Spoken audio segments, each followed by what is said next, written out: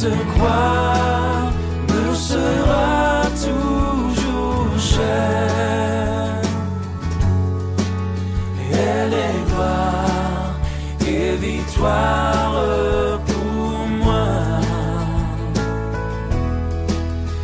Et par elle, en la maison du Père,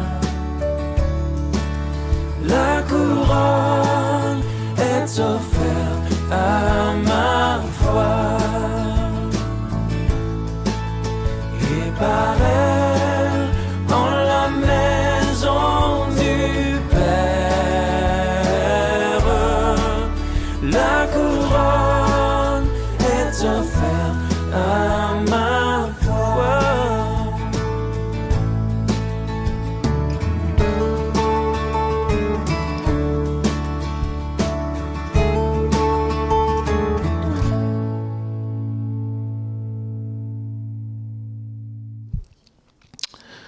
Et donc je fais un coucou à tous ceux qui nous suivent. Et je disais que ce matin, on va parler de Jésus-Christ entre guirlandes et dons gratuits de Dieu. Et ce matin, j'ai envie de vous dire qu'au milieu de tout ça, de cette ambiance festive, ça peut être même à l'église. La Bible nous dit que le monde vit dans les ténèbres.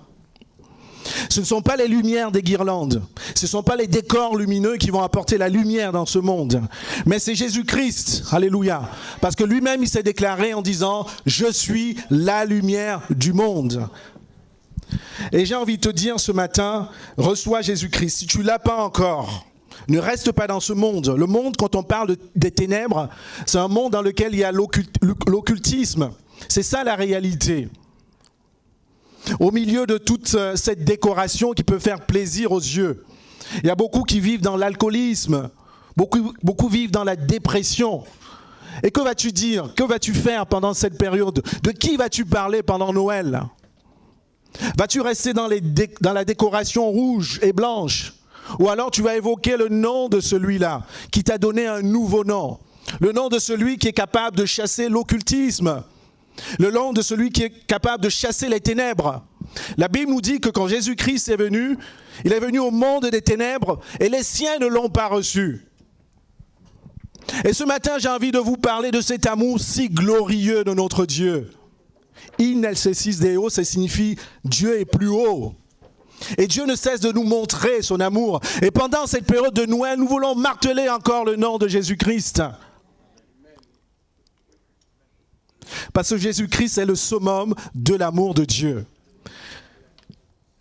Et donc ce matin, on va remonter en fait dans l'histoire d'Abraham et Isaac. Vous allez me dire, mais qu'est-ce qu'on va puiser dans Abraham et Isaac pour parler de Jésus-Christ? Mais j'ai envie de te dire, depuis que Dieu a créé le monde, il a un plan d'amour pour toi. Toute la Bible parle de Jésus-Christ. Toute la Bible parle du plan de restauration de l'homme en Jésus-Christ. Abraham et Isaac. On va lire dans Genèse 22, sans plus tarder, à partir du verset 1. La Bible nous dit, après ces choses, en fait, on parle de la naissance d'Isaac, qui a été attendu pendant des années. Après ces choses, Dieu mit Abraham à l'épreuve et lui dit, Abraham, et il répondit, me voici. Dieu dit, prends ton fils, ton unique, celui que tu aimes, Isaac. Va-t'en au pays de Morija et là, offre-le en holocauste sur l'une des montagnes que je te dirai. Abraham se leva de bon matin, scella son âme et prit avec lui 2 serviteurs et son fils Isaac. Il fendit du bois pour l'holocauste et partit pour aller au lieu de Dieu, au lieu que Dieu lui avait dit. Le 3e jour, Abraham, levant les yeux, vit le lieu de loin. Et Abraham dit à ses serviteurs, « Restez ici avec l'âme, moi et le jeune homme, et l'âne. Moi et le jeune homme, nous irons jusque-là pour adorer et nous reviendrons auprès de vous. » Abraham prit le bois pour l'holocauste, le chargea sur son fils Isaac, et portant dans sa main le feu et le couteau. Et ils marchaient tous deux ensemble. Alors Isaac parla à Abraham. Son père dit, « Mon père, répondit, me voici, mon fils. » Isaac reprit, « Voici le feu, le bois, mais où est l'agneau pour l'holocauste ?» Abraham répondit, « Mon fils, Dieu se pourvoira lui-même de l'agneau pour l'holocauste. » Et on peut s'arrêter là. Et il disait que toute la parole de Dieu, écoutez-moi bien ce matin, depuis la création du monde, nous parle de l'amour de Jésus-Christ. Et il y a ce qu'on appelle dans la Bible des préfigurations. Quand vous avez entendu parler du serpent d'airain dans le désert, les Israélites étaient en train d'être mordus par les serpents. Et quand Moïse leva le serpent, ceux qui étaient en train d'être mordus par les serpents, lorsqu'ils regardaient le serpent d'airain, ils étaient débarrassés de cette influence, de cette agression. Ça, c'était une préfiguration de Christ. Ce Christ-là qui devait chasser le diable, la puissance du diable autour de nous. Il y a beaucoup de préfigurations de Christ. Vous connaissez l'histoire de Joseph aussi et ses parents. Joseph vendu par ses frères, c'est simplement la préfiguration de Christ, notre Christ bien-aimé. Judas a vendu Jésus, alléluia. Jésus a été trahi par ses frères. C'est ça la préfiguration de Christ. Jonas qui a passé combien de jours? 3 jours, 3 nuits dans le ventre du poisson. C'était pour parler de ce Jésus-Christ-là. Alléluia, qui devait passer 3 jours dans le tombeau, ressuscité au 3e jour.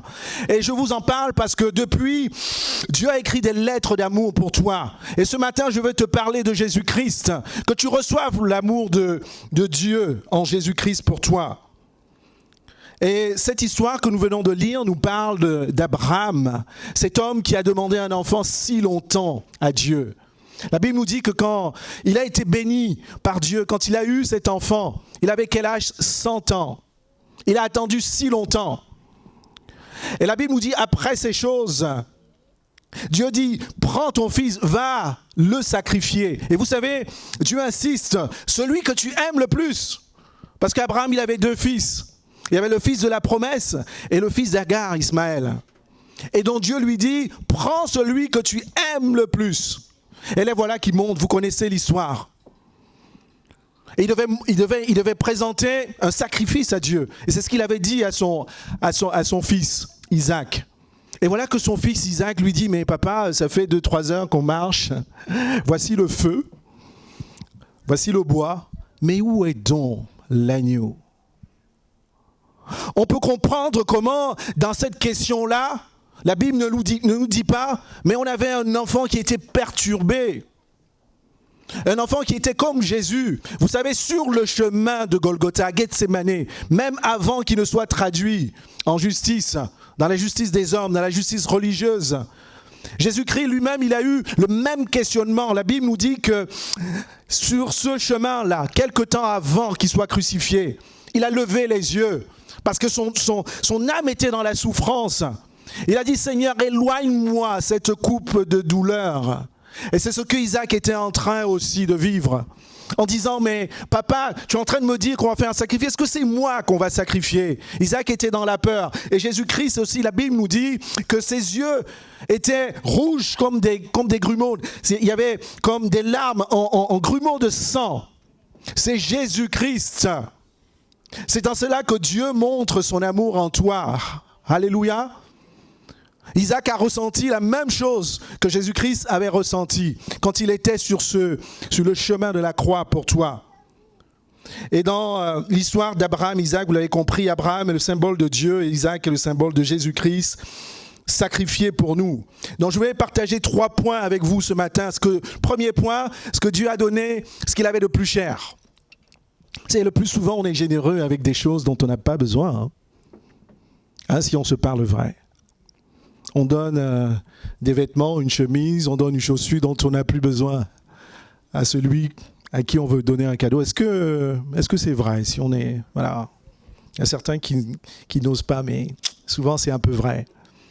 Mais Dieu a donné ce qu'il avait de plus cher. Quand Jean-Baptiste a vu Jésus, il a dit, voici l'agneau de Dieu qui ôte le péché du monde.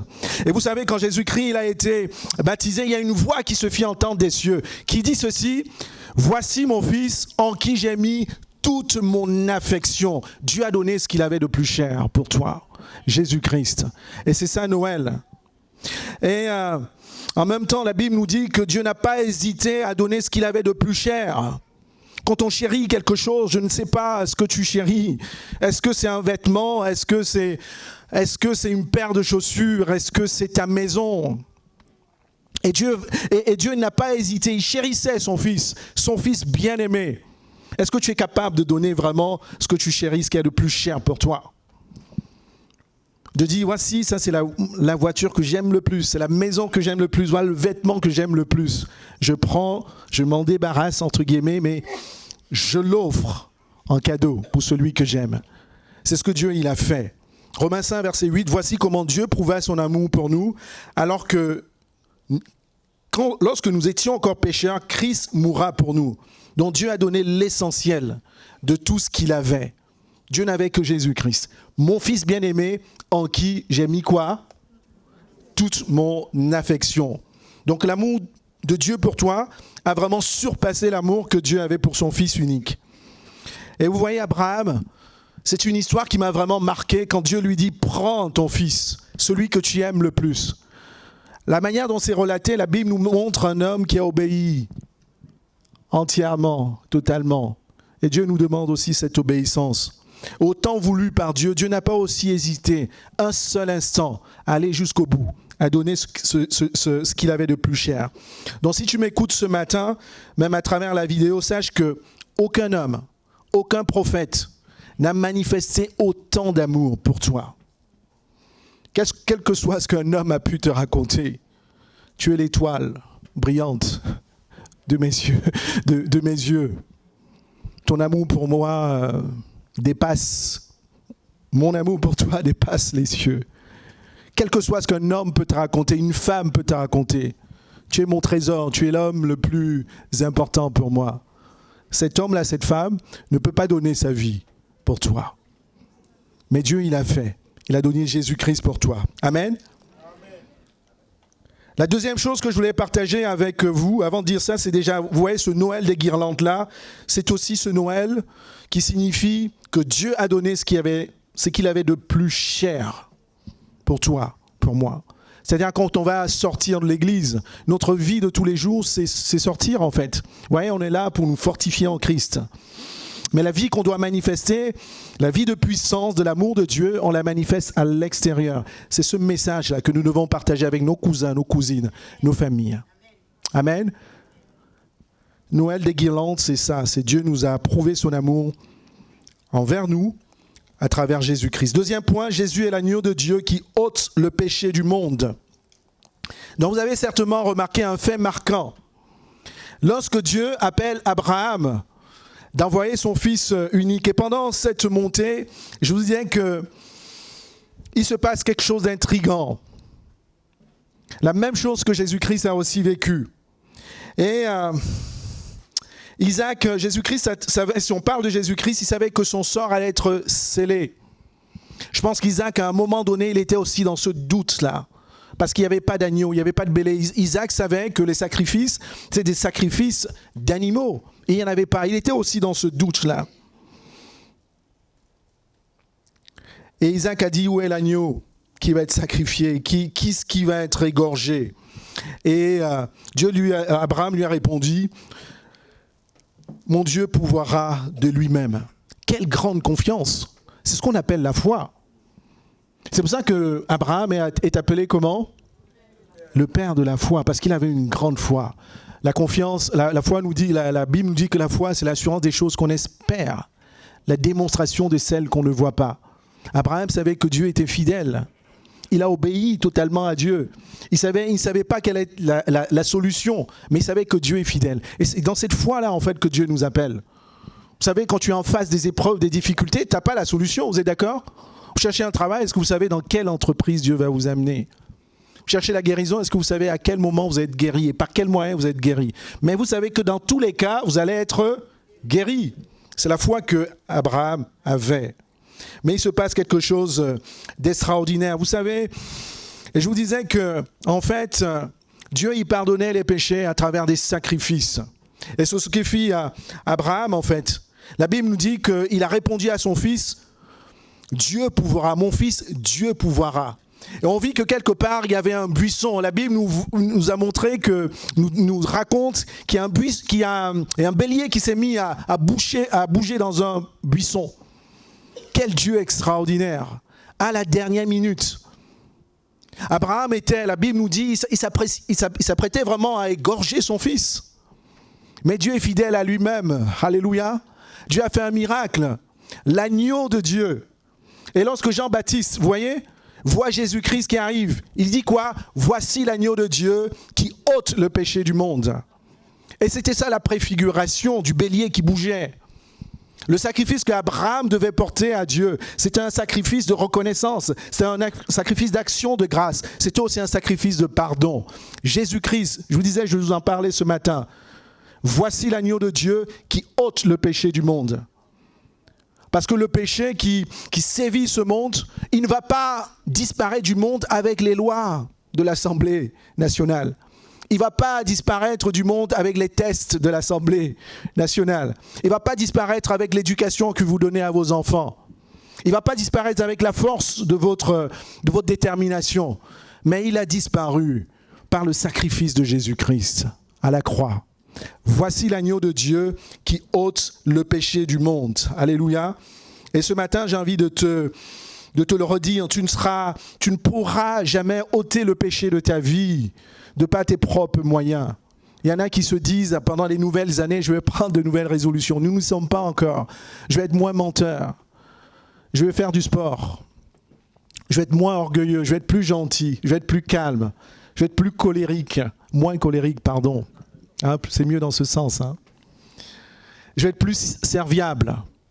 Je vais plus être patient, patiente. Mais ça, tu ne pourras pas si tu ne déposes pas tout au pied de la croix. Au pied de Jésus-Christ, qui a la capacité de tout restaurer, de te permettre de faire ce que tu ne peux pas faire. Alléluia. Donc Noël des guirlandes, c'est aussi se souvenir que Jésus-Christ, il est l'agneau de Dieu qui ôte le péché du monde. Et vous allez voir pendant vos temps festifs, familiaux, vous allez avoir de la famille non chrétienne. Peut-être certains vont dire, mais moi, j'ai jamais péché. Peut-être certains vont dire, mais moi, je sais ce qu'il faut pour être meilleur. Je vais m'améliorer. Mais vous avez tout ce qu'il faut à travers la Bible. Vous pouvez leur dire personne n'est parfait. Nul ne cherche Dieu. Et vous pouvez aussi leur dire que ce n'est qu'à travers Jésus-Christ qu'ils peuvent être parfaits. Alléluia. Noël des guirlandes, c'est aussi ça, c'est de se souvenir que Jésus est l'agneau de Dieu qui ôte le péché du monde. Troisième point, c'est Jésus-Christ est ton salut, est ta liberté. Qui c'est qui connaît les noms de Dieu en hébreu? Qui peut les partager? El Shaddai qui signifie Dieu tout-puissant. Et qui signifie?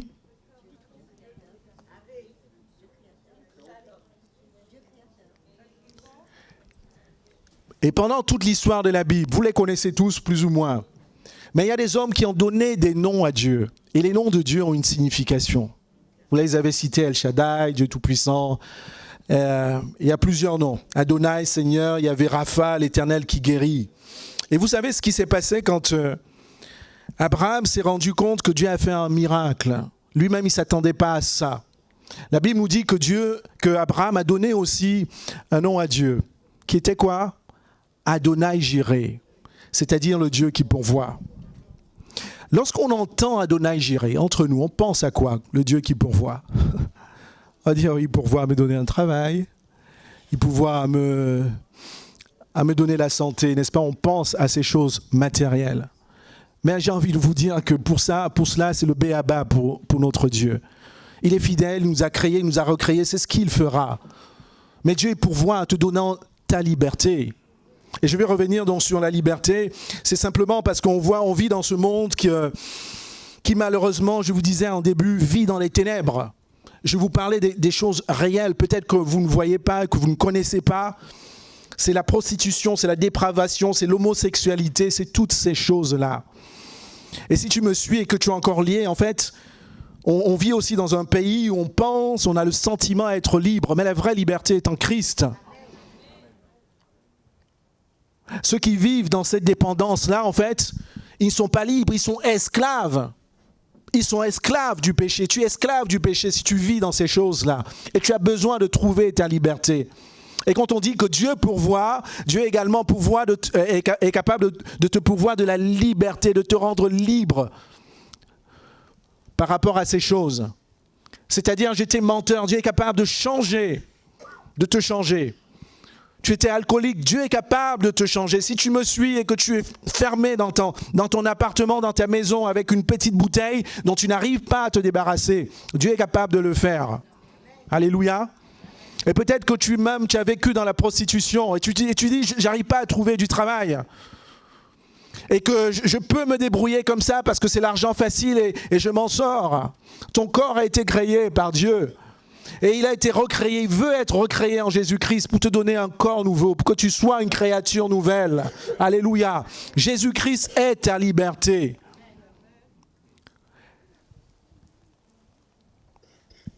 Et c'est ça que je voulais partager, c'est que l'homme a vraiment perdu sa liberté. Et Dieu pouvait dire à travers sa parole, c'est Jésus-Christ qui pouvait dire ça aussi, vous connaîtrez la vérité, elle vous affranchira.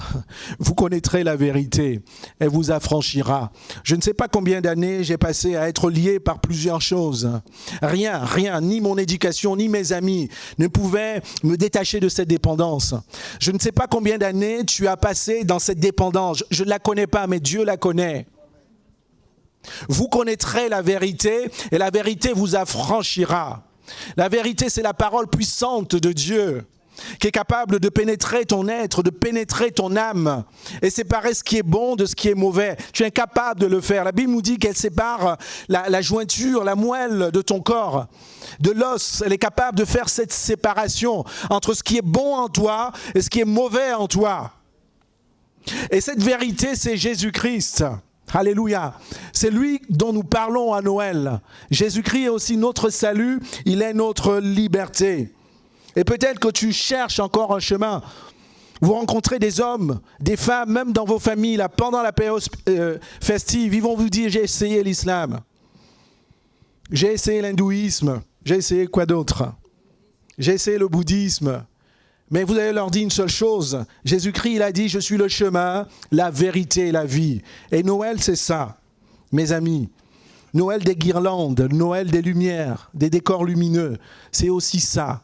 C'est Jésus-Christ qui est notre liberté, qui est notre salut. Vous voyez, c'est ça que nous devons afficher en entrée dans les villes. Jésus-Christ est notre salut et notre liberté.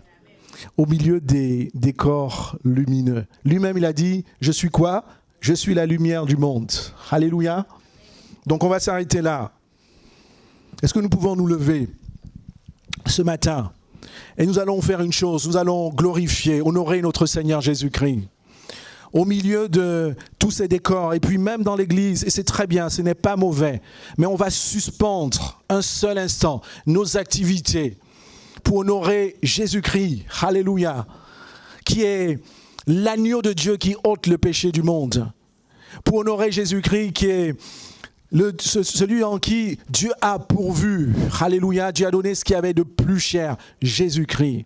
Mais vraiment tous ensemble, nous allons lever nos voix, nos mains, et nous allons glorifier le nom de Jésus-Christ. Ici, dans cet hôtel, ici dans le Paris 17e, nous allons élever le nom de Jésus-Christ. Vous êtes d'accord avec moi? Alléluia, glorifions son nom ce matin. Seigneur, nous te rendons grâce. Nous te bénissons, Seigneur, de tout notre cœur. Alléluia. Nous voulons glorifier ton nom. Nous voulons célébrer, Seigneur, ta gloire. Nous voulons, Seigneur, dire combien ton nom est merveilleux, Seigneur, et glorieux. Tu es la lumière de Dieu. Tu es l'agneau de Dieu qui ôte le péché du monde. Seigneur, nous voulons, Seigneur, te rendre grâce et élever, Seigneur, ton nom qui sauve, ton nom qui délivre, Seigneur, ce matin. Merci, Seigneur.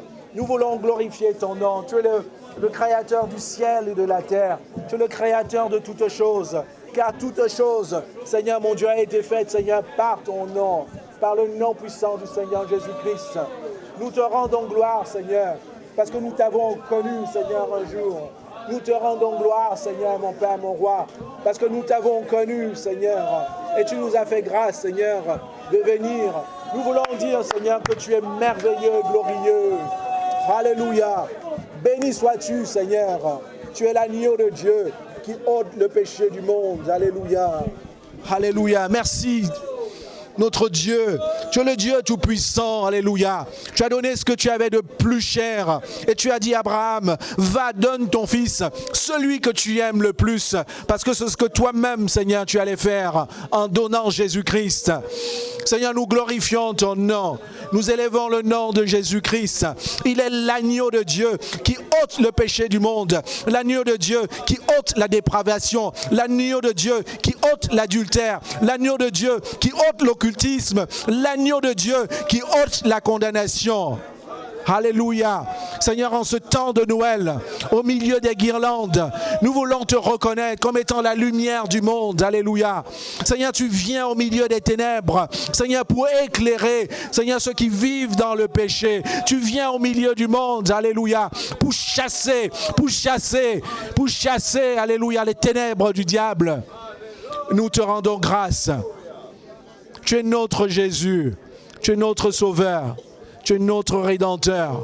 Seigneur, au milieu des guirlandes, Seigneur, nous nous arrêtons pour reconnaître, Seigneur, ton amour, ta fidélité. Alléluia. Et nous voulons acclamer ton nom. Est-ce que nous pouvons acclamer Jésus-Christ encore plus fort ce matin? Nous acclamons le roi des rois. Alléluia. Jésus, l'agneau de Dieu qui ôte le péché du monde. Alléluia. Seigneur, merci pour ta grâce. Merci Seigneur ce matin. Seigneur, à côté de notre sapin, si vous avez des sapins, si vous n'en avez pas dans votre maison, mettez un grand bandeau dans votre maison. Jésus-Christ, l'agneau de Dieu qui ôte le péché du monde. Alléluia. Amen. Vous pouvez vous asseoir.